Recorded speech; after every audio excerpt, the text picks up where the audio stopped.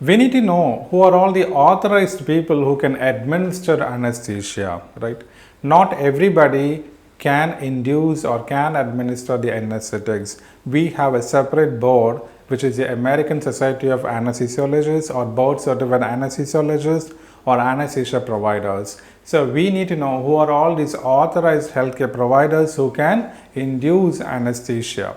So first thing we can see is the MD doctor. He should be a doctor who has his post-graduation residency with anesthesiology, and we also have the CRNA, Certified Registered Nurse Anesthesiologist or Anesthetist, and thirdly we have the anesthesiology assistants.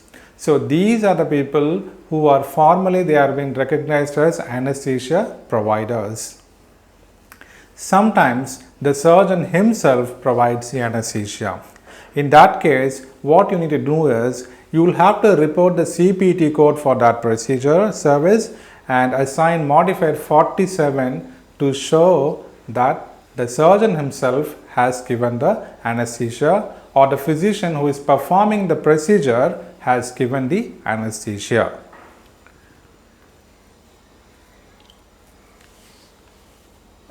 You should know one thing, while coding anesthesia, what you are supposed to do is like, do not assign codes from other chapters. That's the rule, because we exclusively have a set of these anesthesia CPT codes under this anesthesiology chapter, means you are supposed to use only these codes for all the services that the anesthesia provider does. Say for example, the physician is doing the hernia repair. Okay, that is a procedure being done by the surgeon. So the surgeon will take a code like say 49505 from the GI section of the CPT manual and he would assign that, stating that he is doing it on the right side. Then you can very well give a 49505 RT for a hernia repair. But what happens in that same record, you will also have the anesthesiologist who has been helped in this particular surgery. So here you are supposed to give the code for hernia repair from the ASA. We would call these as the ASA codes. These are not the actual CPT codes. These are the ASA codes. When I say ASA, it's the American Society of Anesthesiology.